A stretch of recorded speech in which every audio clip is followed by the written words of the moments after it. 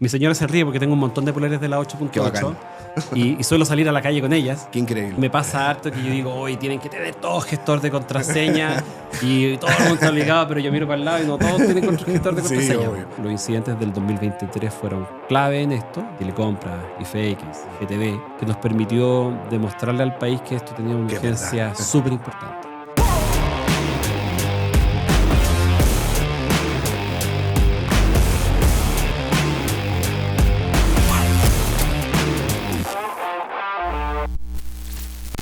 Corre a una zona segura, afírmate y respira porque ahora comienza la segunda temporada de Réplica.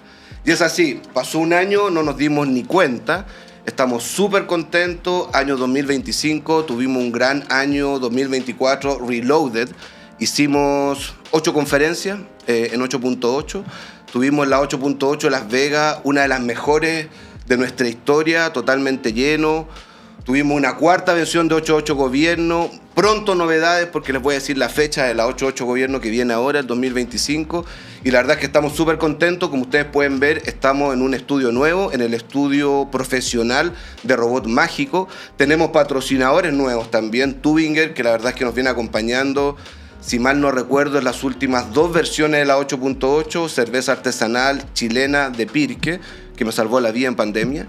Así que estamos súper contentos de que estén ellos. Estamos buscando más patrocinadores también. Como ustedes saben, este es un trabajo totalmente voluntario el que hacemos con 8.8. Todo el equipo que está acá es voluntario.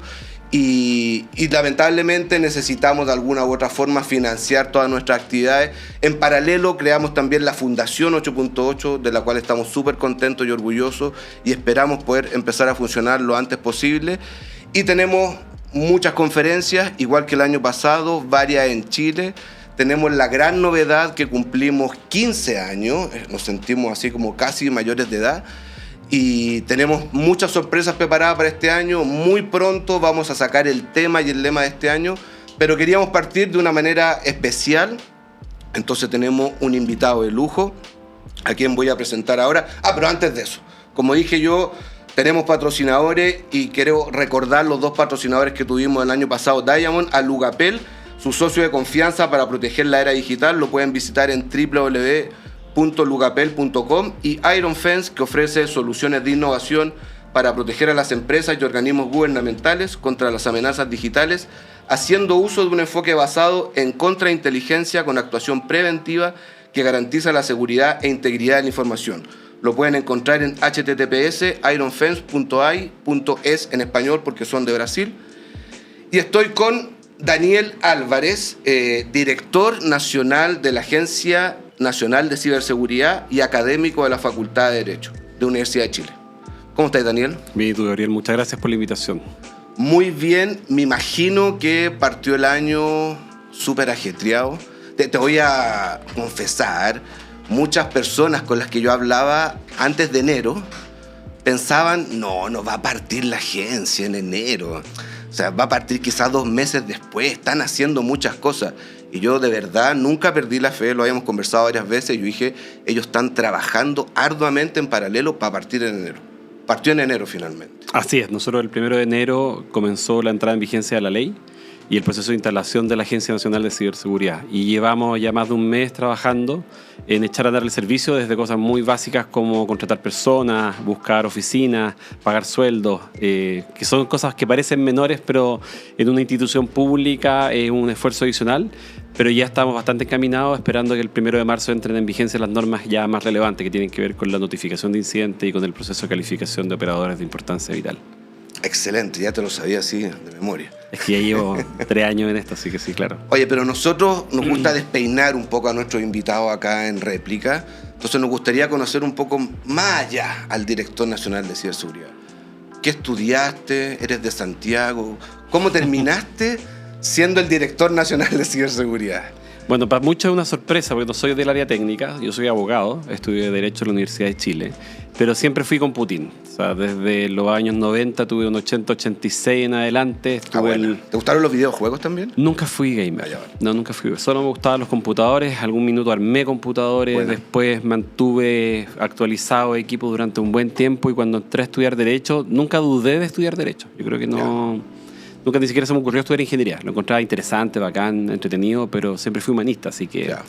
Y cuando llegué a estudiar Derecho en la Chile, tenía un centro de informática jurídica desde el año 98. Ahí se me cruzaron los cables, y entré como ayudante en ese departamento en 1997 y nunca más me fui. Y siempre he tenido el privilegio de siempre trabajar en tecnología. Bueno. He trabajado en telecomunicaciones, propiedad intelectual, derecho de autor, seguridad de la información, ciberseguridad, datos, privacidad, criptografía. En ese tiempo, dentro de la Universidad de Chile, yo tengo mucha relación con la Universidad de Chile porque por cosas de la vida aprendí a programar en los laboratorios de Buchef. Porque tenía amigos ahí, y todavía me recuerdo de los servidores que tenían nombres de árboles, ciprés, alerce. Sí, ¿Tenían alguna relación entre ustedes, así? Alejandro Evia, Hopi Kerr, con los de Derecho, ¿había Sí, claro, siempre relación? hubo una relación porque, no sé, el sistema, por ejemplo, de nombres de dominio en Chile fue construido por un equipo interdisciplinario entre la Facultad de Derecho y la Facultad de Ingeniería. Ahí está la Margarita Valdés. Buena. Hay un montón de gente de Derecho que se aliaron con el JO, con Pato Poblete. Así que en general sí, con Alejandro de Vía hemos trabajado juntos, yo creo, en los últimos 25 años. Bueno.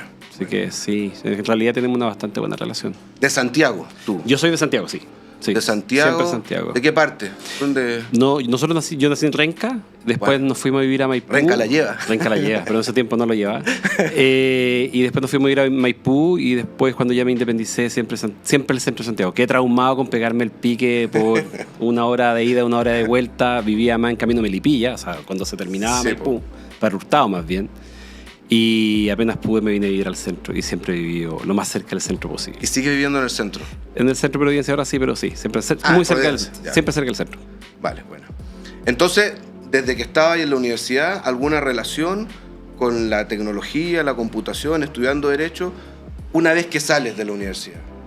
¿Cómo parte todo? O sea, No, en general yo partí... Me imagino que trabajaste en un estudio de abogados, como cualquier abogado. Sí, yo en general lo que... Siempre he dicho que es un privilegio. Tuve la ocasión de estar siendo bien chico, estaba en 3er año en la escuela y se formó una oficina de abogados que quería ver libre competencia y telecomunicaciones, que era un mercado muy chiquitito en esos años, estoy hablando del 2000, 99 más o menos.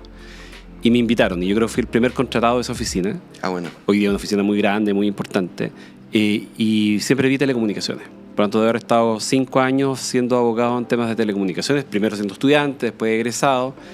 Y en el 6º año me dio la conmoción por lo público, yo ya era ayudante en la universidad y acepté volver a la facultad como investigador y ahí me quedé. Trabajé temas de tratados de libre comercio en temas tecnológicos. ¿Eso como un trabajo voluntario? No, en la universidad es remunerado. Sí, es remunerado. No pagan tan bien como en el mundo privado, pero pagan. Pero pagan. Y me metí en los temas y logré, no sé, mi tesis de pregrado la hice en responsabilidad de prestadores de servicio de Internet. ¿Te acordáis? La DMCA, la antigua DMCA. Interesante. Y después me tocó hacer esa ley. La primera ley que hice fue la reforma de la ley. ¿La primera ley fue la...? Ley de propiedad intelectual. El capítulo de Internet de la ley de propiedad intelectual la hice yo en el 2005. En el gobierno de la presidenta Bachelet. 1. Que parece enreinado a esta altura. Claro. Y yo me acuerdo de antes de este periodo que nos conocimos y en ese tiempo parece que trabajáis en el Ministerio de Defensa, ¿no? Claro, eso fue después. Después yo estuve sí, disculpa, nos adelantamos mucho. Entonces, partiste haciendo esta ley, después... Como trabajaba temas de propiedad intelectual, Internet, me tocó acompañar a la ministra Paulina Urrutia en la tramitación de los proyectos de ley del sector y hicimos la ley de propiedad intelectual relacionada con Internet. Eso fue 2006, 2010. De ahí volví a la facultad. En realidad nunca me voy de la facultad, simplemente pasa mucho por los más horas, menos horas. De la Universidad de Chile que sí, tiene mucha relación con su alma mater. Claro, y ahí volví a la facultad ya ahora como profesor y luego cuando asumió la presidenta Bachelet en el 2015, nosotros fuimos los primeros que propusimos en una campaña política hablar de ciberseguridad. Si ustedes miran el proyecto de la campaña presidencial del 2014, hablábamos de seguridad digital de los ciudadanos, una cosa así. Y eso dio origen a que cuando la presidenta gana la elección y nombró de subsecretario a Marco Robledo en Defensa, Marco era especialmente sensible a estos temas, me convocó a ver si lo podíamos ayudar a armar esto que significaba seguridad digital para los ciudadanos. Y ahí fue cuando creamos en el 2015 el Comité Interministerial sobre Ciberseguridad, que está pronto a cumplir 10 años. Qué increíble. Cuando en Chile no teníamos incidentes conocidos. Sí. En el 2015, si tú habláis de ciberseguridad, lo podíais hablar en el nivel técnico. Habían algunas comunidades, algunos foros, Algunos ICQ todavía tenían algunos canales específicos. Habían otros chats por ahí perdidos y grupos donde uno podía conversar de esto, pero desde el punto de la política pública casi no se hablaba de esto. No. Si el 2018 fue cuando ocurrió Chile. la revolución. Banco de Chile. Sí, Afortunadamente, sí. Cuando sucedió lo de Banco de Chile, como país fue bien interesante porque nosotros ya teníamos una política nacional de ciberseguridad claro. publicada, vigente. Cuando la primera reacción es como, no se ha hecho nada, es como, Claro. momento. Que usted no lo haya visto es otro problema, pero está publicado en el diario oficial un documento que dice qué es lo que Chile tiene que hacer y se viene trabajando durante una cantidad de tiempo importante en esto. Volviendo al 2015 entonces, ahí empezaste una vez que Michelle Bachelet sale presidente, también empezaron a trabajar. Tú estabas ahí en el Ministerio de Defensa. Ahí entré al Ministerio de Defensa, el 2015, sí. Y también a liderar el Comité Interministerial de... Claro, en ese tiempo era una conversación más extraña. Si tú hablabas de ciberseguridad, autoridades de gobierno te miraban como raro, te mandaban a hablar con los TI, era clásico. Sí, Y yo me tocaba explicarles que esto no era un problema tecnológico, sino que era un problema de política pública. Claro. Pero no fue difícil, fue bien curioso eso, porque en principio pensábamos que no iba a costar llegar como al nivel político. Pero nosotros armamos como una estrategia de decir, miren, de la misma manera que tenemos riesgos en temas de seguridad pública, los clásicos, los portonazos, uno tiene que empezar a hacerse cargo de la dimensión digital, pero en un doble discurso, como tenemos que preocuparnos de la seguridad propiamente tal, digital, pero también tenemos que preocuparnos de la protección de los derechos de las personas. Yo vengo del mundo de los derechos humanos, vengo del mundo de los derechos digitales, por tanto, tener la doble visión era clave. Sí. Tú también eres parte de una fundación, o creaste una fundación. Fui el fundador de Derechos Digitales, una de las organizaciones de la sociedad civil más relevantes en América Latina en temas digitales. Sí, es un proyecto muy bacán, es muy bonito ver. Derechos Digitales tiene 20 años hoy día, es una organización muy grande, tiene vida propia. Ya los fundadores salimos de ahí hace hartos años atrás, cuando ya vive sin el impulso de sus fundadores. Es bien interesante esos procesos de formación de sociedad civil. Y ahí en 2015, como tú decías, sale la primera política. Sí. Esa la quedaron ahí entre todos los que estaban ahí.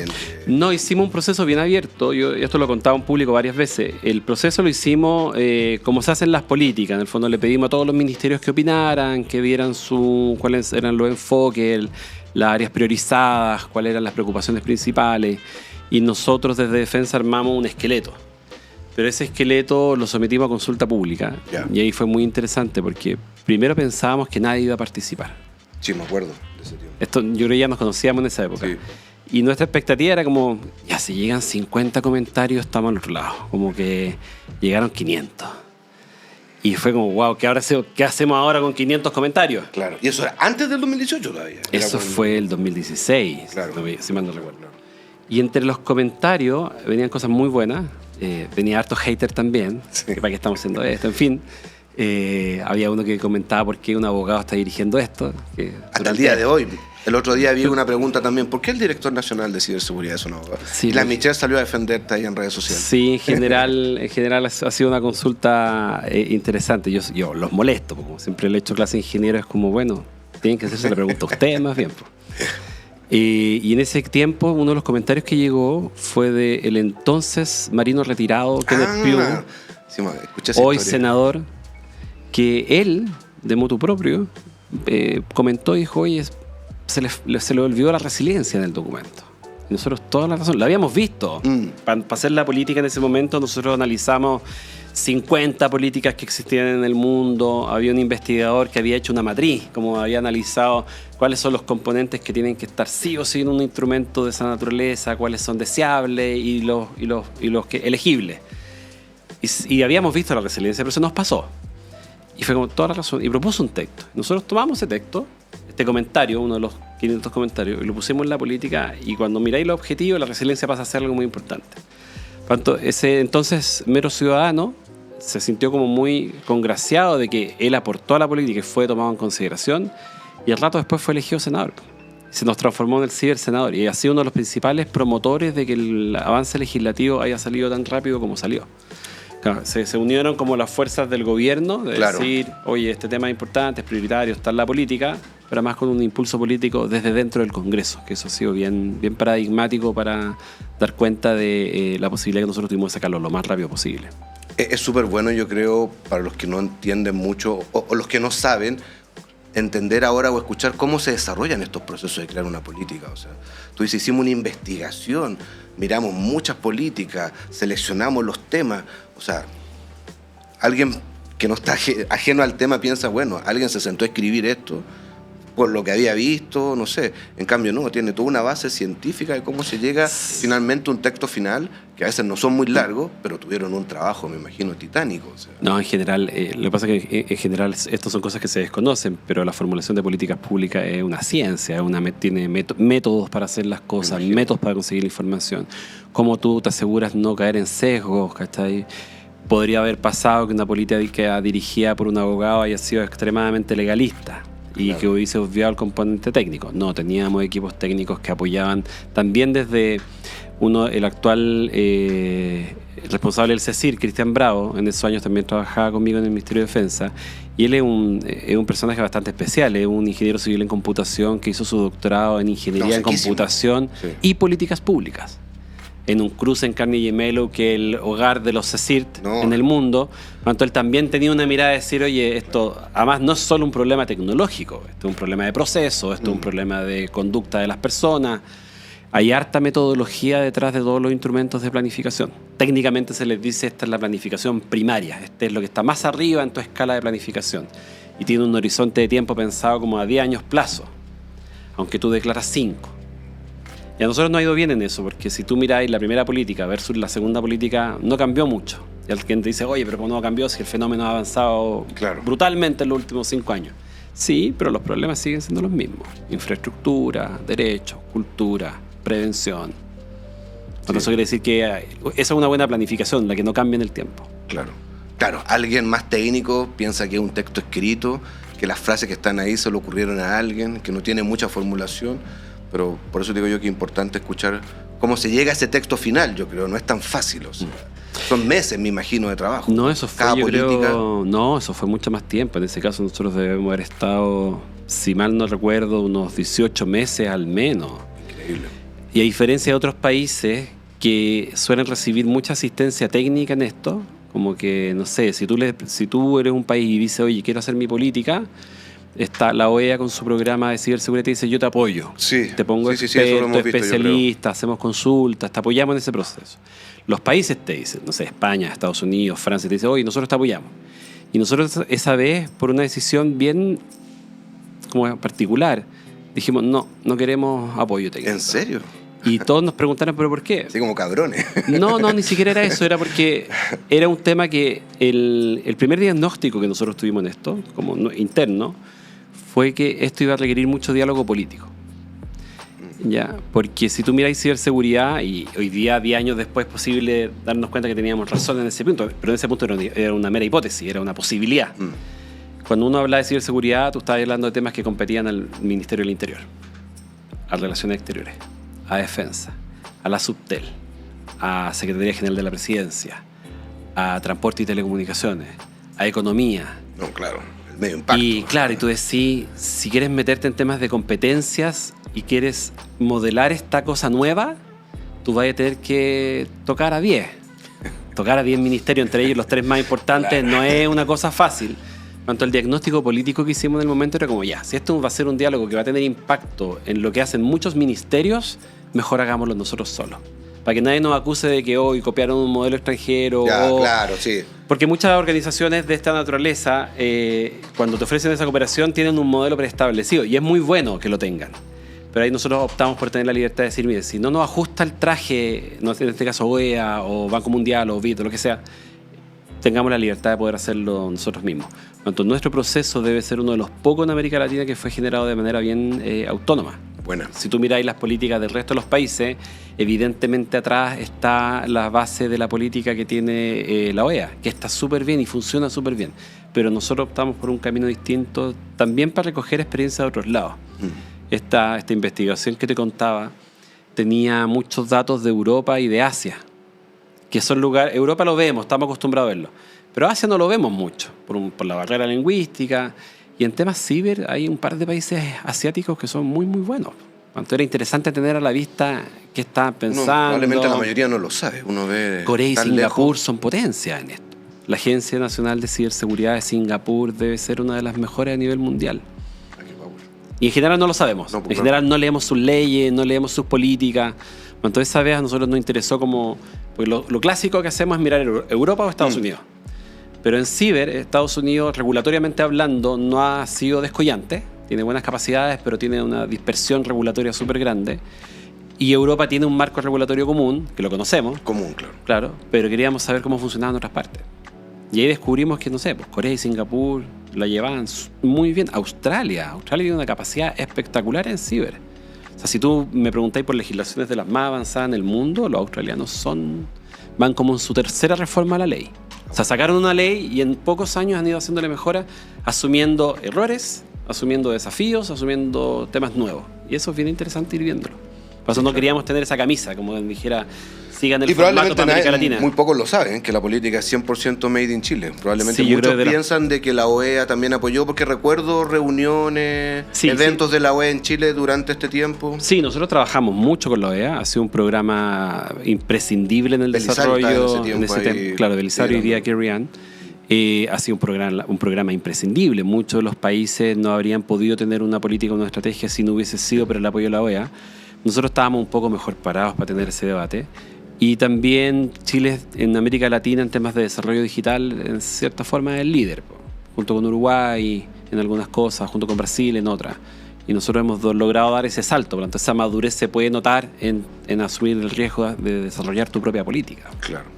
Así que, pero lo había ¿Qué tanto avanzamos en ese tiempo, en ese periodo de Michelle Bachelet, cuando tú estás en el Ministerio de Defensa? Lo que nosotros logramos hacer eso es la primera institucionalidad, y eso fue clave. Tener un comité interministerial donde estuvieran sentados en ese tiempo los subsecretarios de 9 ministerios, más la Agencia Nacional de Inteligencia, fue clave para que se entendiera que este era un problema político, no era un problema tecnológico. Sacarlo del jefe de la división de TI y los ministerios. De hecho, los representantes del comité no podían venir de TI. Ah, bueno. Lo pusimos como un requisito no escrito. Bueno. Y esto obligó a que políticas públicas se metieran, a normativa, regulatoria, acompañados, por supuesto, con el área técnica, pero el representante en la mesa no podía ser técnico. ¿Y tenía que tener cierto nivel o no necesariamente? Sí, tenía que ser al menos un jefe de división. Bueno. Y eso nos permitió, esa institucionalidad, le permitió, por ejemplo, al presidente Piñera, cuando le tocó enfrentar el primer ciberataque grande, el del Banco de Chile, tener a quien llamar. Claro. Logró hacer me imagino todo un poco, porque todo, por supuesto. Ahí se nombró al zar. A Jorge. Jorge Ato, el primero. Sí, claro. Sí, claro, pero eso se pudo hacer porque veníamos si no 4 años lo anterior, habríamos estado improvisando. En cambio, la política decía. Y lo que nosotros también alcanzamos a hacer, pero no fuimos exitosos en lograr sacarlo a público, es que se hizo el primer borrador de proyecto de ley. En ese tiempo. El primer borrador es del 2017, pero no logramos acuerdo interno para presentarlo. Y nos dijeron, ya sacaron la política, ya está el comité. Cálmense. No, feliciten, hicieron un gran trabajo. Y después, cuando vino el gobierno del presidente Piñera, recoge ese texto, intenta generar uno nuevo, y les tomó mucho tiempo generarlo también. Porque es una discusión difícil al final del día. ¿Hay relación, muchos se preguntan, entre las personas que trabajaban en el Ministerio del Interior, es decir, del gobierno de Michelle Bachelet, versus los que trabajaban después bajo el gobierno de Piñera? ¿Conversaban entre ustedes? Sí. Porque la gente se pregunta, no, quizás no se habla, ¿no? No, yo converso permanentemente. Yo soy convencido que esto requiere mucho diálogo político. Por lo tanto, cuando asumió Carlos Landero en la continuidad en el Ministerio del Interior, Carlos fue alumno mío, en el Magíster. Entonces nos conocíamos. Y conversábamos, nos juntábamos a almorzar. Buena. Como además soy profe en la Chile, no represento una marca, no represento una empresa, no tengo que pedir reuniones de lobby. En ese año no tenía que hacerlo. Bueno, en realidad nunca. Nos juntábamos y conversábamos. Qué bueno. Después, cuando la Caterina Canales asumió el CECIR, lo mismo. Cuando Jorge Aton era el primer SAR, también. En general existe un diálogo bien transversal. Esto sí es una comunidad súper chica, somos súper pocos los que nos dedicamos a esto. Pero claro, algunos piensan que no, porque también hay mucho ego en la comunidad, tú sabías, y haters, y... Sí, mientras uno hace más cosas, es natural en Latinoamérica, la cultura. No, pero en general, en el diálogo político esas cosas quedan bien de lado, porque en el fondo, si tú de verdad estás comprometido con que esta agenda avance independiente de quién esté en el gobierno, ese diálogo se produce sí o sí. Y prueba de ello es que hemos hecho todo lo mismo durante 10 años. Sí, a mí me consta. 3 gobiernos distintos y los 3 gobiernos hemos hecho exactamente lo mismo. Y es normal que no todos pensemos igual políticamente. Por supuesto. Pero que seamos más altruistas y podamos ver y cooperar, y me parece increíble. Y en esto ha funcionado súper bien. O sea, en esto, cuando tú miras, no sé, los documentos de los instructivos presidenciales de Piñera, que son del 2018-2019, están basados en la política, que era de un gobierno pasado. Podrían haber reescrito todo de nuevo, haber dicho este es el momento y saco... Dijeron no. ¿Será que pasa solo en este tema? Es que y no en otro, porque uno ve en la tele, uno a veces ve que los acuerdos que se logran en un gobierno después no se logran en el otro y hay que volver a partir. Claro, yo creo que aquí los que hemos estado involucrados en esta discusión más regulatoria de las tecnologías, yo creo que nosotros mismos ya estábamos un poco cansados de eso. Bueno. Si tú miráis la agenda digital de Chile desde el 2000 adelante, la del presidente Lago, todos los gobiernos tenían una agenda digital nueva, que eran las mismas 36 medidas ordenadas de manera distinta, escritas de manera distinta, pero cada gobierno partía diciendo vamos a hacer una agenda digital. Claro. La primera vez que yo estuve en una mesa de esta naturaleza fue en el 2002, 2003 en el Ministerio de Economía, y después cuando me toca de nuevo en el 2006, 2007 era como, ¿pero por qué vamos a partir de nuevo? Si como un déjà vu. Claro, y en América Latina nos pasaba mucho eso. Y en Ciber yo creo que fue de las primeras veces en que logramos ponernos de acuerdo de manera transversal. Y fuimos capaces de afirmar ese acuerdo transversal durante ya 9, 10 años. Bueno. Así que es una novedad en una parte importante, pero también creo que es como un convencimiento al final de todos los actores. Sí. Bueno, y ahora en este último gobierno, uno de los primeros objetivos era sacar el proyecto. O sea, claro. Se había alcanzado a firmar en el gobierno anterior. ¿Qué fue lo que hizo Piñera justo antes de salir? El presidente Me acuerdo Piñera, que justo estaba a punto de terminar el gobierno. El 8 o 9 de marzo del 2022, o sea, un día o 2 días antes del término de su mandato, ingresa al Congreso el proyecto de ley marco de ciberseguridad. ¿Qué pasaba si él no lo ingresaba? No, nada de esto hubiera que haberlo ingresado en el otro gobierno recién. Claro, pero no hubiéramos atrasado unos meses quizás. No, yo creo que no habríamos logrado esto. Wow.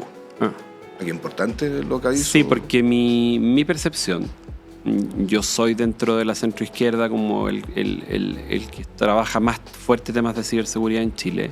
Yo era de la percepción de que sí, teníamos que reabrir la discusión al interior del gobierno para presentar un proyecto de ley, nos iba a tomar 2 años. Claro. Si te toma, en gobiernos de 4 años, sí, claro. Tú gobiernas de verdad los primeros 2 años y medio. A partir del tercer año empezáis en proceso electoral y el cuarto año ya terminas de ejecutar las cosas que te tocaba ejecutar. Cuanto partir con un proyecto nuevo era altamente riesgoso en mi opinión. Y yo siempre lo dije. Dije, independiente que puedo no estar de acuerdo con el texto que presentó el presidente Piñera, tengo observaciones de fondo, tengo observaciones de forma, prefiero 1000 veces avanzar con ese proyecto de ley a abrir la discusión de un nuevo proyecto de ley. Qué importante lo que hizo así 2 días antes. Así como, sí, para nosotros fue clave. Típico chileno, así porque, justo antes que se acabe la hora. Claro, yo puedo contar la historia también del gobierno del presidente Bachelet 1. Nosotros tuvimos un texto durante 1 año discutiéndolo internamente y no fuimos capaces de sacar consenso. Teníamos acuerdo en la idea del proyecto de ley. ¿Eso quiere decir de que no todos los ministerios estaban de acuerdo? Por supuesto. Cuando yo les comento esto de que hay proyectos de ley que te quitan atribuciones a organismos públicos, la agencia lo que hizo, o sea, la ley al crear la agencia es que le quitó un montón de atribuciones a un montón de gente. Y no todos los ministros están dispuestos a que durante su mandato los ministerios pierdan poder. Claro. Piénsalo en forma bien práctica. Hasta el 31 de diciembre, el órgano a cargo de la ciberseguridad, los organismos públicos del Estado, era el Ministerio del Interior y Seguridad Pública. A partir del 1 de enero es un servicio independiente, la agencia. Claro. Cuando el Ministerio del Interior pierde un área de influencia. En Interior no hay problema con esto, es algo que se planificó hace muchos años. En algún minuto iba a pasar esto, ¿ya? Pero no pasa lo mismo en todos los ministerios. No todos los mismos ministerios tienen la misma noción respecto a qué pasa cuando tenemos un tema emergente. Lo que nos va a pasar con inteligencia artificial también. Hoy día está en ciencia y si hay un proyecto de ley que crea un consejo, que crea un comité, vamos a tener que en algún minuto abrir la pregunta ¿vamos a necesitar una estructura administrativa distinta para administrar esto? Nos pasa con los temas emergentes.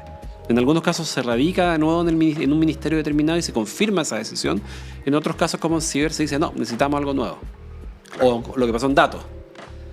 Datos personales también se dijo, no puede seguir entre Hacienda, Economía, Presidencia, no puede seguir ahí. Y se tomó la decisión y se creó una Autoridad Nacional de Protección de Datos Personales que va a partir el 2026, pero se creó, ya está aprobada la ley. Y yo creo que todo esto se concatena. Sí, probablemente si la ley no hubiera salido en tiempo récord, La de protección de datos quizás también se hubiera demorado más, pero ya tenía este precedente. Mira, pasó algo tiene mucha relación. Claro, pasaron hartas cosas interesantes y que fueron detonando. El presidente Piñera presentó un proyecto de ley de delito informático. Yo era académico, junto con Alejandro Evia, íbamos todas las semanas al Congreso a defender ethical hacking, ¿te acordáis? Sí, Fuimos los activistas del ethical hacking durante 2 años. Qué importante. Y nos peleábamos montones con el Ministerio del Interior de la época, con el subsecretario Gali, discutíamos sobre la pertinencia, la no pertinencia, y nos fue más o menos nomás, nos fue más o menos mal. Y eso fue al final, el último mes del gobierno del presidente Piñera. Pero al presidente Boric le tocó promulgar esa ley. Fue despachada de los últimos proyectos de ley y el presidente dijo, promulguemos. Porque había la opción del veto, decir, no, voy a vetar esta ley, voy a reabrir la discusión para discutir de nuevo del ethical hacking. Y ahí nosotros dijimos, no, démosle nomás. Promulguemos y arreglemos ethical hacking en ciberseguridad. Claro.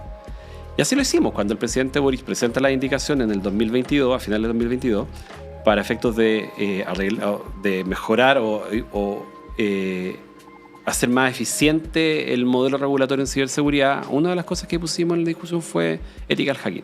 Y ahora nos fue bien. Y logramos convencer a todas las fuerzas políticas de que era interesante, era importante. Y esa concatenación, de hecho, se fue armando con otros proyectos de ley. Nosotros, el presidente Boric también se despachó el proyecto de ley de delito económico. Y me diría, ¿qué tiene que ver esto con delito económico? Bueno, fraudes, sobornos, estafas cibernéticas están estrechamente relacionadas. Por lo tanto, si tú miras la ley de delito informático, luego sale la ley de delito económico, que dice que uno de los delitos económicos que se va a perseguir es responsabilidad penal contra las personas jurídicas, contra las empresas, son los delitos informáticos. Y después la ley marco de ciberseguridad que dice, una parte importante de estos regulados, además son regulados por ciber, va a ir armando un ecosistema regulatorio bien coherente que se fue presionando contra sí mismo. Entre medio se metió FinTech, que entró y salió, fue aprobado muy rápidamente, salió, que venía con medidas de ciberseguridad. Y nosotros dijimos que avance. También tiene. Bueno. Y que avance mientras sacamos ley marco, y ley marco que avance hasta que salga datos personales. Pero justo pasó esto de que nosotros nos aceleramos mucho. Los incidentes del 2023 fueron clave en esto. Chile Compra, IFX, GTB, que nos permitió demostrarle al país que esto tenía una urgencia súper importante. Y eso permitió que el proyecto de ley saliera en un par de meses. Y ahí le ganamos a Datos, y a Datos le quedó 1 año más, pero Datos también fue despachado. Pero Datos ya se sentía como pendiente, así en deuda. No, Datos ya era un dolor para todo. Yo hago clase en un diploma de Datos hace 10 años y todos los años decía, este año sale. A mí me tocó justo el que ya... ¿Tú fuiste alumno de ese? Sí, justo en el que iba a cambiar y como que ya los profesores decían, ya, ahora sí podemos hablar de la nueva ley. Sí. Porque para no arrepentirnos después de que no salió, ahora sí podemos hablar ya de la nueva ley. Y eso salió también presionado porque Ciber salió. Es como si nos pudimos poner de acuerdo en un proyecto que técnicamente es más complejo que Datos. Ciber es más complejo que Datos en términos regulatorios. ¿Por qué no nos vamos a poner de acuerdo en Datos? Y se logró. Y hoy día el proyecto está aprobado, despachado por el Congreso y está en un periodo de vacancia. Así que está todo relacionado. Y uno puede sacar como al final del gobierno el presidente Boric no va a poder decir que en 4 años logramos sacar al menos 5 marcos regulatorios en temas tecnológicos que son claves para los próximos 20 años. Claro. Y ahí ganamos una posición de liderazgo mucho más marcada. Ahora toca implementar, toca ejecutar, toca hacer muchas otras cosas más, pero en otro estadio, en otro nivel. Excelente. Yo quiero recordarle a todos que estamos en la 2ª temporada de Réplica. Estoy entrevistando a Daniel Álvarez, director nacional de la Agencia Nacional de Ciberseguridad y académico de la Facultad de Derecho de la Universidad de Chile. Quiero agradecer a Lugapel, a Iron Fence y a Robot Mágico por este espectacular estudio que nos abraza en esta 2ª temporada. Y quería volver ahora ya a 2025. ¿Qué tanto te cambió la vida ahora entre ser coordinador nacional de ciberseguridad y ahora director nacional de ciberseguridad? Hay cambios simbólicos y también cambios formales. Hoy día yo firmo todo. Antes me tocaba preparar cosas para que firmara o el subsecretario o la ministra. A gran cambio. Claro, porque, ahora sí soy el responsable. Claro, hoy día todo es mi responsabilidad. Hoy día yo soy el jefe del servicio. Por lo tanto, firmo desde el oficio para abrir la cuenta corriente hasta los reportes que hay que mandar al Congreso con las estadísticas de ciberseguridad. Y entre muchas otras cosas más. Y durante el año, porque ahora estamos en puesta en marcha. Estamos habilitando Chile Compra, Ciaper, Sigper. Pueden ser todas las plataformas. De procesos así. Claro, hay un montón de procesos y afortunadamente, hoy día yo te puedo decir que vivimos el estado digital, porque en general no más como Ucrania, pero... Claro, lo que logramos es que hoy día el desafío era que nos abrieran cuentas. Necesitábamos una cuenta en la Contraloría, muchas. Una en la Contraloría, en la Tesorería, en el Consejo para la Transparencia, en Hacienda, en DIPRE, en las típicas, en Previred, en todos los sistemas en los cuales una organización, cuando hemos estado todo el mes pidiendo ese tipo de cosas. Y la mayoría de eso es en digital. Casi todos los procesos han sido digitales. Tengo la iniciación de actividades de la agencia. La agencia tuvo que iniciar actividades. Qué buena, es como... Uno no se lo imagina, es un estamento público tan importante y todo, pero tiene que hacer los mismos trámites y procesos que una pyme, una startup que acaba de crearse. Una pyme gubernamental, claro. Pero, y eso ha sido bien simbólico. Por lo tanto, el primer cambio, esa formalidad, que es sustantiva, en el fondo, hoy día el servicio, las decisiones las tomamos nosotros, ante nosotros mismos, dentro de nuestro marco de atribuciones legales, y en eso hay que ser como muy cuidadoso. Y esa autonomía te permite una mejor libertad de movimiento. Yo en general en la coordinación tenía una muy buena relación con el subsecretario y con la ministra, por lo tanto esto fluía, no habíamos grandes inconvenientes, pero es distinto ser un servicio independiente y autónomo. Eso es muy, muy bueno. Porque además somos un órgano encargado de ejecutar la ley. Y esa frase que suena grandilocuente es bien interesante porque, no sé, el 1 de marzo, ponte tú, empieza a regir la obligación de notificar incidentes de ciberseguridad a todos los servicios esenciales. Y estamos montando esa plataforma. Y no tenemos que preguntarle a nadie para montar nuestra plataforma. Nosotros lo vamos a hacer conforme a los criterios técnicos que vayamos definiendo. Tenemos que respetar la ley. Tenemos que respetar el reglamento. Y tenemos que ser capaces de instalarnos comunicacionalmente para efecto de que el 1 de marzo los obligados se sientan obligados, se reconozcan a sí mismos como obligados y empiezan a reportar. Y eso es un desafío bien interesante. Como si todo sale bien, o sale meridianamente bien, nos va a permitir, por ejemplo, actualizar nuestro mapa de riesgo. Nosotros hoy día hemos navegado siempre con un ojo tapado, como piratas, porque solo conocíamos los riesgos que suceden en el sector público. Claro. Si tú me preguntas cuáles son los incidentes más significativos del año pasado, malware, ransomware, phishing, denegación de servicios fue la sorpresa de final de año, pero ese dato solo lo tengo en función de los incidentes del sector público. En cambio, a contar de marzo vamos a recibir la información del sector privado y vamos a ver, ¿es lo mismo? ¿Hay tendencias? ¿Hay cambios? Si alguien, no sé, en diciembre del año pasado me hubiese dicho, no, antes, en octubre, que denegación de servicio era un tema, yo les habría dicho que no, al menos en el sector público. Pero parece ser que sí es un tema. Nosotros tuvimos algunos importantes, pero entiendo que el sector privado en el último tiempo ha sufrido hartos. Vamos a contar con esa información. Y ese es un cambio bien interesante, porque nos permite, el ser un órgano autónomo, nos permite tomar esa información y hacer lo que se tiene que hacer, la respuesta a incidentes propiamente tal, pero también te permite hacer proyecciones. Cuando, no sé, vamos a la típica conferencia final de año, las proyecciones de la ciberseguridad del 2025. Siempre pregunta la gente sobre datos chilenos y no existen, tan segregados. Claro, nosotros en general seguíamos diciendo lo que dicen todos. Sí, el próximo año es la epidemia del ransomware. Y terminaba el año y era, no fue. Y ese diagnóstico va a poder ser mucho más preciso, de manera tal de que el esfuerzo que tenga que hacer el Estado y los particulares sea más eficiente y eficaz. Sí. Oye, pero personalmente ahora pasaste a ser una persona políticamente expuesta, tenés guardaespaldas. No, nada. Pero es importante saberlo, o sea. Cambiaron, nada. Chile es un país tranquilo de bajo riesgo, no, en ningún caso. No ha cambiado nada. Estoy seguro que en Estados Unidos el director nacional de ciberseguridad anda en un auto blindado y con tampoco. No, tampoco. He tenido el placer de conocer a los dos últimos y tienen un auto fiscal con suerte. Vale. Trabajan en la Casa Blanca, pero no tienen, no es el caso. Ciber en general no es conflictivo políticamente, es conflictivo no lo sabemos, ¿eh? Políticamente futuro, ahora no. El día de mañana raptan a uno de los directores nacionales. Esperemos que no. Esperemos que no. Hay una evaluación de riesgo en todo caso respecto a esas cosas. Espero que haya sea uno de esos riesgos. Por eso te puedo decir, es un riesgo que está identificado y está ponderado y nosotros no tenemos un riesgo ahí. No, mi vida no cambió nada, solamente que ahora me dicen usted, es muy heavy. Gente que hasta el 31 de diciembre me decía Daniel, ¿cachai? Ahora todos me dicen usted. Cambia algo el trato. Sí, me imagino. Porque además es un servicio nuevo y están todos súper expectantes. Pero el resto de las cosas es más o menos lo mismo de siempre. Y la plana va a crecer. Todos están muy expectantes porque, claro, muchos piensan de que van a tener una oportunidad. Claramente, estamos de acuerdo, el mercado laboral y el mercado de ciberseguridad va a estar más movido, va a estar más dinámico, hay una nueva exigencia que muchos van a tener que cumplir.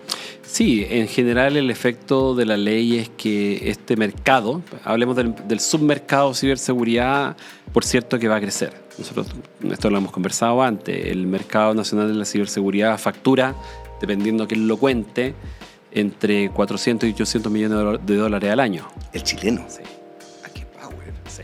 No tenía esa Son cifra, más de 250 empresas que prestan algún tipo de servicio de ciberseguridad. Son más de 26 tipos distintos de servicios que se prestan. La diferencia entre 400 y 800 depende si contamos caja.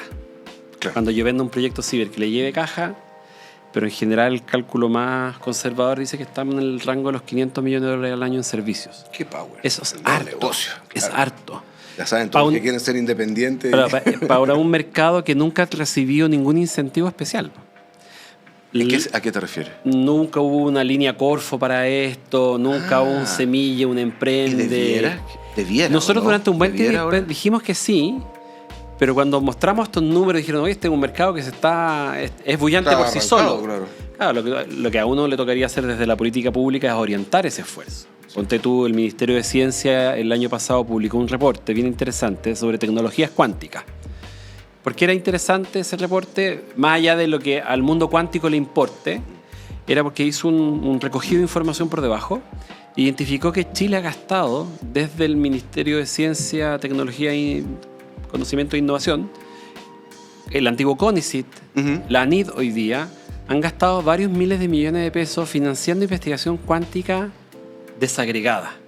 Un investigador en Concepción, un centro... Los de Conce se la llevan, ¿no? Claro, un centro en Santiago, alguien en Valparaíso, alguien en el norte.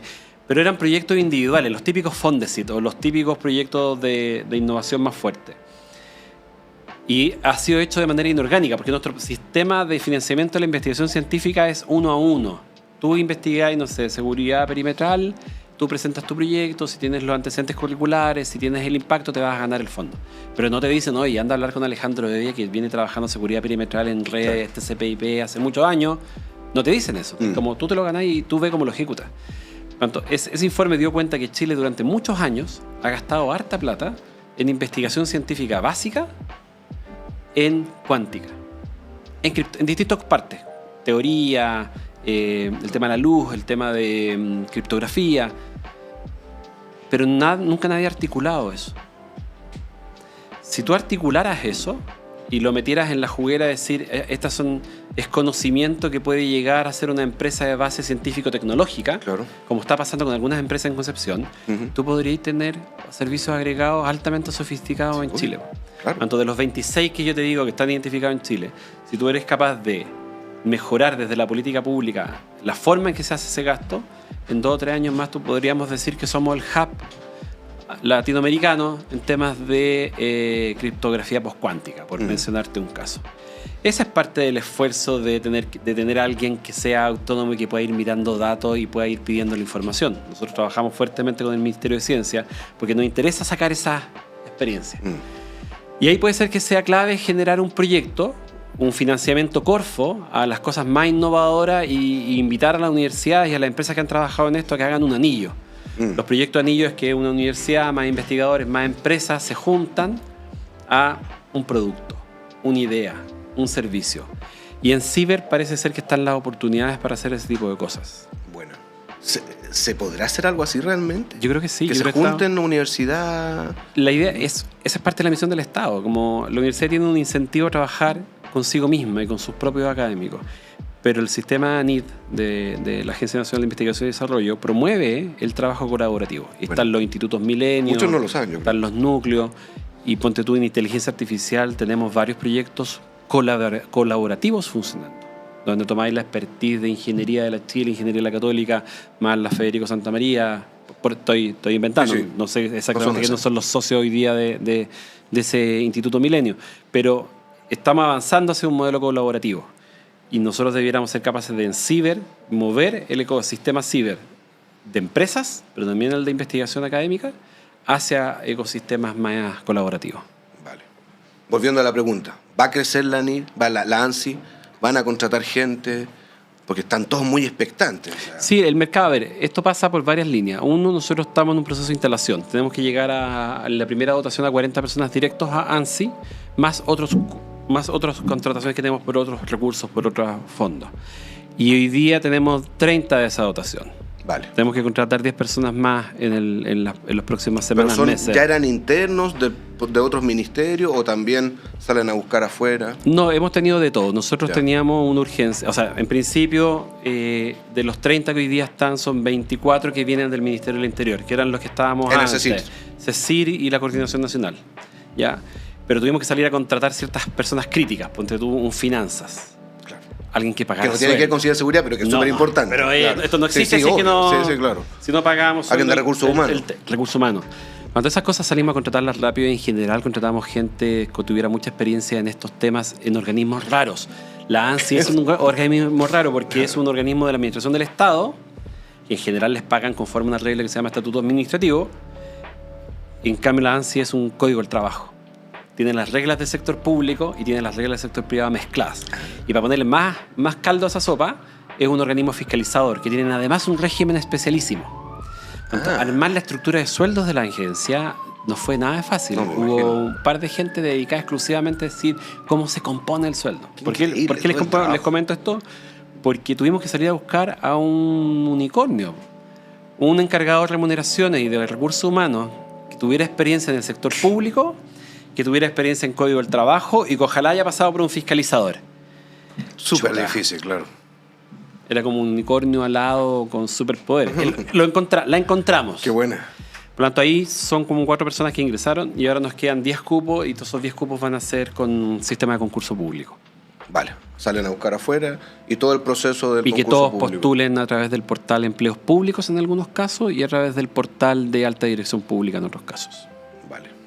Y hay un comité asesor también. Hay 2 órganos. Que se ha hablado mucho y quiénes debieran estar ahí, les debieran pagar, no les debieran pagar. Ya, respecto al último no se les puede pagar porque la ley expresamente prohíbe pagarles.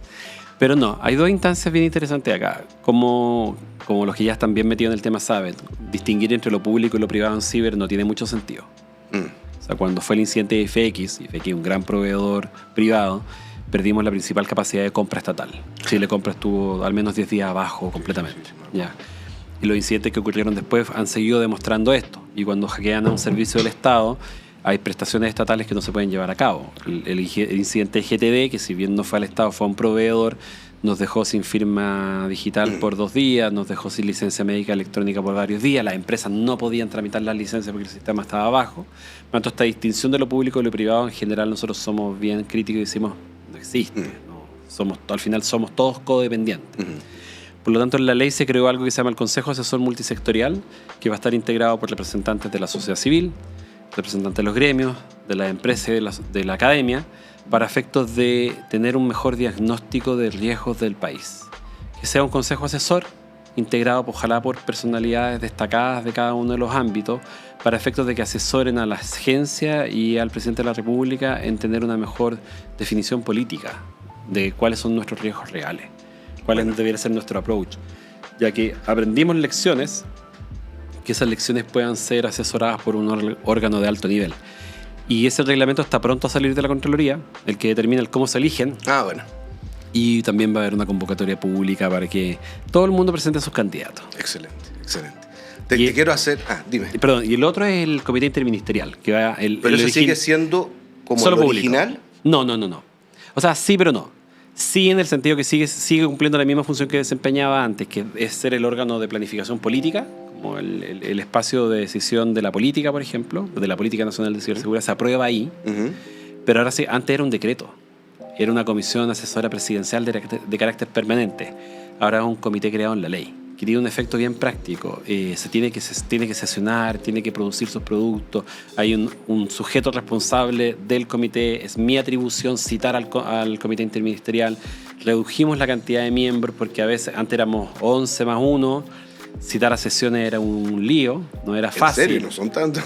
Pero 11 autoridades nacionales, me imagino que coordina la agenda de 11 subsecretarios. Era difícil. Lo redujimos porque además tiene que ser un poquito más dinámico. Uno de los diagnósticos que nosotros tenemos es que las políticas no tienen que actualizarse cada 4 años. hay que ir haciéndolas más frecuentemente. Vale. El core no cambia, Ya. van cambiando las acciones. Eso también va a salir ahora en las próximas semanas y vamos también a reconstituirlo. Probablemente a principios de marzo una de las primeras cosas que hagamos es la primera sesión del Comité Interministerial bajo la ANSI. Vale. Te quería plantear una crítica que escuché por ahí a la política, sí, puede ser constructivo, ¿no? Pero te la quería plantear. Un abogado, de hecho, lo dijo, no me acuerdo su nombre, que esta política era solo para proteger la infraestructura crítica, pero que no protegía a los ciudadanos. Y bien curioso, porque la política no habla de infraestructura crítica. Nosotros hablamos de No, por eso, social. o sea, yo tengo mi opinión de eso, pero te lo quería plantear porque yo la verdad es que nunca había escuchado una crítica a la política que tenemos. De hecho, me siento súper orgullosa de que la tengamos respecto a los otros países en Sudamérica y todo. Y me llamó la atención que él, siendo abogado con mucha experiencia, dijera esto, como que es algo solo para infraestructura crítica, pero no protege a todo Chile y al país. No, es curiosa la crítica, porque si uno mira, si uno vuelve al comparado de las 50 políticas en el mundo, ese documento del 2015, y mira nuestra política, yo creo que fuimos los primeros en hablar expresamente de la protección de los derechos de las personas en el ciberespacio. Los primeros, de hablar. Uno de los objetivos estratégicos de la política es la protección de los derechos de las personas en el ciberespacio. Y esto no fue un error, no fue algo improvisado. Era porque si tú mirabas los instrumentos para atrás, en general los estados cuando hicieron política, lo hacían desde los ministerios de defensa, lo hacían desde las policías. Cuanto los valores que se protegían eran la soberanía nacional, la integridad territorial, la soberanía tecnológica. Nunca entraban los derechos de las personas. Y la nuestra en el 2017, cuando se aprueba la primera política, fue de las primeras a nivel mundial de decir, oye, ojo, sí, tenemos que tener una infraestructura resiliente. Objetivo número 1. Objetivo número 2, la protección de los derechos de las personas. Entonces me parece rara la crítica, quizás leyó solo la primera página. Yo creo que se refiere porque la mayoría habla de los requisitos que tienen que cumplir las empresas. Y las empresas que tienen que cumplir esos requisitos son, claro, el gobierno, la de servicios esenciales, importancia vital. Pero quizás la crítica Entonces, la crítica tenía que ver, yo creo, con eso, de que en definitiva solo a estas se le exige eso. No, pero quizás eso tiene que ver porque no está criticando la política, estaba criticando la ley. Porque la ley la ley, era la ley. Discúlpame, yo me equivoqué. No, la ley protege servicios esenciales, pero los servicios esenciales son para el normal funcionamiento del país y para la protección de los derechos de las personas. Cuando se le exige, no le podemos pedir a un usuario de un CESFAM que adopte medidas de ciberseguridad para proteger el CESFAM. Tiene que ser el Ministerio de Salud el que adopte las medidas. Claro. No son medidas institucionales. Vale. Y el efecto de adoptar esas medidas es que protegen los derechos de las personas. Sí, yo iba por ahí también. ¿Cuál es el gran desafío que tú piensas que va a tener la ANSI? Si pudieras decir el principal. Nosotros tenemos hartos desafíos en distintos niveles. La agencia hoy día tiene que constituirse en un órgano altamente técnico donde pueda desplegar sus capacidades técnicas para resolver, para cumplir con 3 grandes objetivos que la ley le establece. Uno, tener la capacidad de responder a incidentes, pero también de prevenirlos. Eso es ponerse los pantalones largos. Sí. Y ese per se es un desafío enorme. Sí. Esto va a implicar un esfuerzo normativo, un esfuerzo de concientización, de educación, de formación continua, pero también de ir mejorando nuestro músculo llamado respuesta a incidente y fortaleciendo nuestro músculo de cumplir con las alertas preventivas. Una de las primeras resoluciones que va a salir de la agencia, publicada en el Diario Oficial, los primeros actos administrativos que va a salir de la agencia publicada en el Diario Oficial, es aquella que declara público el contenido de las alertas de ciberseguridad. ¿Por qué tuvimos que hacer esto? Porque la ley dice que toda la información de la agencia es secreta. Una alerta que llegue a la agencia es pública. Va a ser pública. Y si yo o cualquier ciudadano quiere saber cuál es, va a estar público. Exacto. ¿Y por qué esto es importante? Porque una alerta, no un incidente. Las alertas, no los incidentes. Alertas, comunicaciones distintas, varios hitos. Pero lo importante es quedémonos en la alerta. ¿Por qué esto es importante? Porque nosotros emitimos hartas alertas cotidianamente. Pensemos en la de Fortinet en estos días, la vulnerabilidad que se descubrió en varios dispositivos, parece una familia de dispositivos Fortinet. Nosotros sacamos una alerta técnica y decimos, oigan, ojo, quienes tengan esto, pero nosotros también hacemos harta acción preventiva. Se descubre la vulnerabilidad, nosotros hacemos escaneo automatizado de todos los dispositivos disponibilizados en la red, al menos en el sector público todavía. y les decimos a los servicios públicos, oiga, tienen que parchar esto, tienen que... todos estos procedimientos bastante automatizados hoy día. Todo funciona bastante bien. Pero en este caso, o en uno de estos casos, la alerta le lleva además un plan de acción. Instale esto, revise esto. Claro, un walk-around. ¿Cachai? Como hágase... Y nosotros llevamos varias semanas, desde que fue la alerta, trabajando con todos los servicios públicos para que en un horizonte de tiempo todos tengan sus sistemas parchados. En algunos casos, la gente ignora la alerta. La mayoría, quizás. Y la importancia de que sean públicas es que te determinan un hito que se llama el conocimiento público del hecho. Ah, eso es muy de abogado. Claro, y la gracia de ese conocimiento público del hecho es que, no sé, pensemos, en 10 meses más llega una notificación de un incidente donde fue explotada la vulnerabilidad en estos firewall, que es conocida hace 10 meses por una alerta pública, la situación de responsabilidad del sujeto va a cambiar. Claro. O sea, por lo tanto, esa medida muy, muy sutil que va a salir en el diario oficial, que parece muy inocua, en realidad no tiene efectos después. Sí, obvio. Porque súper. vamos a poder decir, oye, si hay un procedimiento de fiscalización en un año más, ojo, esta alerta de seguridad se publicó el 28 de febrero. Claro. A partir del Se 28 de publicó y febrero... era pública. Tú no puedes decir, es que yo no me enteré. Claro. Ese es como un desafío importante, el tema de gestión de incidentes y prevenir los incidentes. El segundo es que nuestro sistema de calificación de operadores de importancia vital, para explicarlo en términos muy simples, la ley establece dos grandes grupos de regulados. Los servicios esenciales, que son los clásicos, electricidad, combustible, salud, prestación social, tecnologías TI, como... Todos ellos están obligados a notificar su incidente y adoptar medidas. Nosotros no tenemos que hacer nada más que tienen que cumplir con esos dos ámbitos. Y luego están los operadores de importancia vital, que son aquellos sujetos dentro de los servicios esenciales que son más críticos todavía, que son más esenciales todavía. Y siempre ocupo el mismo ejemplo porque es muy bueno. Nosotros en Chile tenemos al menos 200 empresas, que generan electricidad. Desde las grandes centrales hidroeléctricas, termoeléctricas, de paso, todo tipo, hasta las solares, eólicas y pequeñas centrales de paso también. ¿Son todas igual de importantes para el normal funcionamiento del país? No. Las que aportan energía al sistema interconectado, que son las grandotas, por supuesto que sí, pero el pequeño productor solar que la alimenta solo una pequeña comunidad no pesan lo mismo en términos de riesgo. Por tanto, la ley establece que la agencia tiene que determinar de los 200 generadores eléctricos quiénes son los que tienen que cumplir con el más alto estándar en seguridad. ¿Ya? Y es un proceso que se va a iniciar, si todo sale bien, el reglamento sale durante el mes de febrero, 90 días después del 1 de marzo. O sea, en junio nosotros debiéramos iniciar.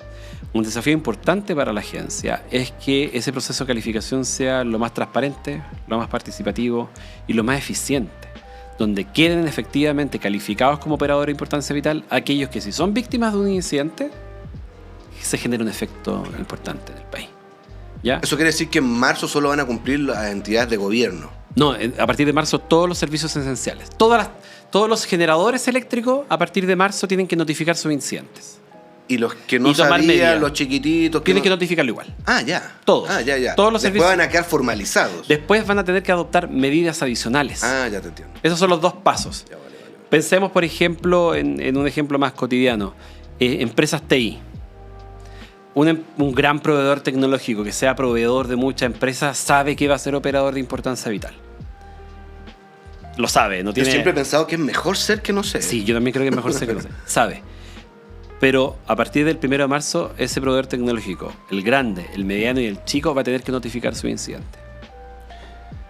Esta es una pregunta que surge mucho, yo creo. ¿Qué pasa con los que son proveedores de una empresa de servicio esencial? La gracia la empresa de cobranza de un servicio esencial. En general, yo cuento un ejemplo para esto. Si uno mira los incidentes como más significativos a nivel mundial, claro, no entran por el cliente principal, no entran por la gran... Entran por el proveedor, por la cadena de suministro. Cadena de suministro. O sea, los grandes incidentes en hospitales son con la empresa que les pagaba el payroll, como que les pagaba, claro. O una pequeña empresa que les suministraba, no sé, por mantención a sus equipos de perimetrales. ¿Sabes? En general, la ley establece dos pasos respecto a esto. Primero, el operador crítico, el operador de importancia vital, tiene que asegurarse que su cadena de suministro es segura. O sea, va a tener que cumplir el proveedor pequeño, el que le aporta. Si yo contrato a un chico, tengo que asegurarme que ese chico cumpla. Y esto es bien ecosistémico y en los países donde se ha implementado bien, funciona bien. En el fondo es el grande el que colabora con que los chicos cumplan. En el fondo, oye, mire ya, porque es muy sabido, o sea, claro, yo puedo tener la mejor seguridad del mundo, pero si tengo un puerto abierto para que se me conecte un proveedor chico, tengo que pedirle a ese proveedor chico que... O sea, en infraestructura crítica hay muchos accesos externos abiertos a los proveedores de esa infraestructura crítica. Por lo tanto, la ley resuelve eso de esa manera. El operador de servicios esenciales, el operador de importancia vital, tiene que asegurarse que... Esa es la responsable de eso. Exacto. Bueno. Pero además la agencia puede dictar instrucciones. Ponte tú, en el caso de los operadores de los servicios esenciales del Estado o los proveedores del Estado, tenemos la atribución de dictar instrucciones particulares específicamente en esos casos. Una de las cosas que estamos conversando con Chile Compra es establecer requisitos de seguridad transversales en la operación de Chile Compra, para que los proveedores de Chile Compra, que son los proveedores de todo el Estado, cumplan con estándares mínimos. Y eso se va a poder hacer. Nosotros tenemos atribuciones, la Dirección de Compras Públicas tiene atribuciones, así que eso parece ser no tan complejo. Y ayudar, por supuesto, a que las organizaciones pequeñas y medianas, con guías, con instrucciones, con esto mismo que hacemos cuando dictamos una alerta, no solo decimos, oye, parchen, les decimos, descarguen, tal, configuren.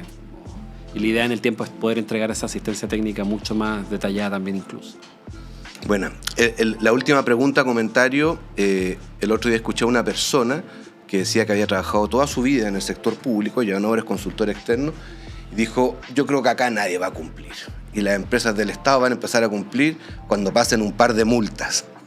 ¿Qué opináis de eso?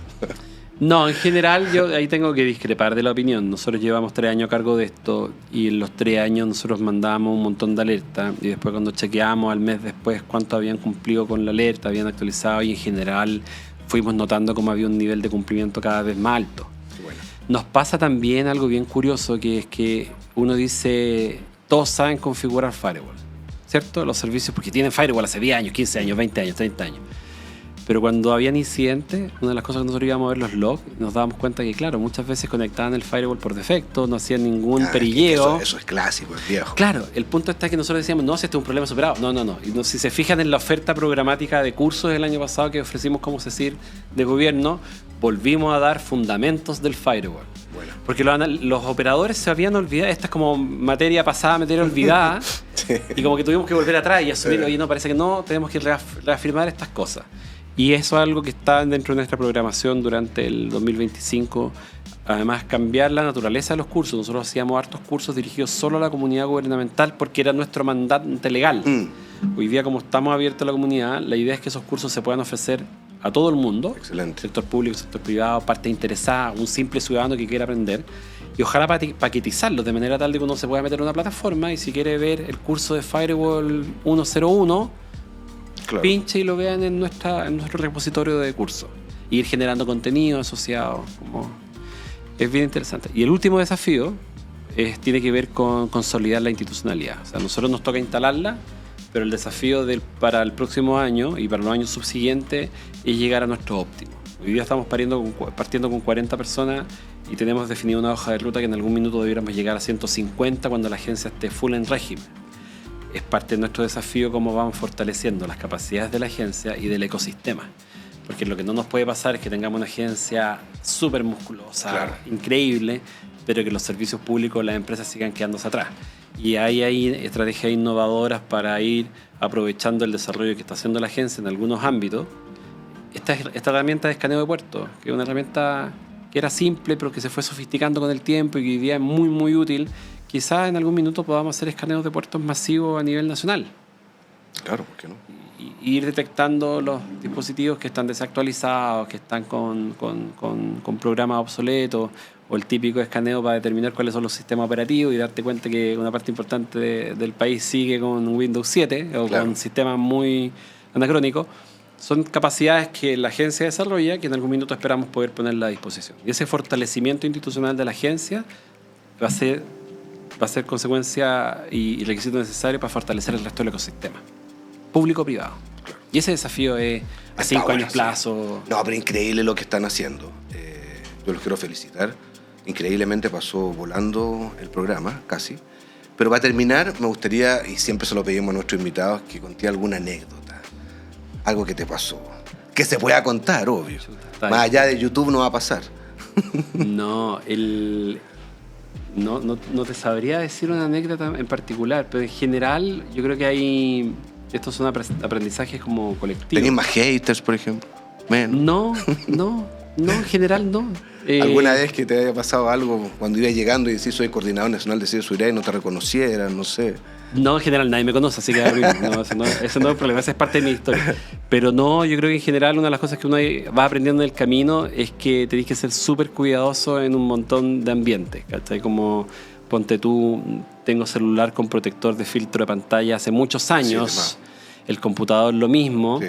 Pero replicar eso en la vida personal de tu entorno es súper complejo. Sí, tanto me pasa harto que yo digo, hoy tienen que tener todos gestor de contraseña y todo el mundo está obligado, pero yo miro para el lado y no todos tienen gestor de contraseña. Sí, y para uno tiene hijos, abuelos, papás. Claro, porque la vida social es compleja a veces. Por lo tanto, me veo a veces diciendo, y me acuerdo y digo, pero es un desafío. Y ahora lo ocupo más positivamente y hago una encuesta. Es como, ya todos tienen aquí gestor de contraseña, ¿cierto? Ya. Y en sus casas, y todos empiezan a mirar para el lado, todos empiezan a solidarizar con el... Yo creo que eso es... Pero también da cuenta un desafío, en el fondo. Si somos capaces nosotros, que estamos súper metidos en esto, de transmitir a nuestro entorno de amigos y familia la importancia de esto, es que podemos hacer mejor la pega, o que estamos haciendo mejor la pega. Un saludo para terminar. Muchas gracias. Muchas gracias a ustedes. Que sigan trabajando y nosotros en 8.8 orgullosos de todo lo que han logrado y estamos muy seguros de que se van a lograr muchas más cosas y cuenten con nosotros para el avance de la ANSI. No, yo quiero aprovechar de felicitarlos a ustedes, han hecho un trabajo espectacular los últimos años. Mi señora se ríe porque tengo un montón de poleras de la 8.8 y suelo salir a la calle con ellas. Qué increíble. Así que soy promotor de ustedes, pero no, han hecho un trabajo espectacular para incrementar los niveles de seguridad en el país. Yo creo que eso es muy, muy valioso y les quería agradecer por eso. Muchas gracias como siempre. Tenemos un segundo capítulo muy pronto también. No se olviden, acabamos de lanzar la Academia de Ciberseguridad de 8.8 con 4 cursos totalmente gratis. Tenemos muchas más novedades, nuevamente gracias a Lugapel, a Iron Fence y a Robot Mágico por este increíble estudio y nos vemos en un segundo capítulo de la segunda temporada de Réplica. Muchas gracias a todos, nos vemos. Bravo.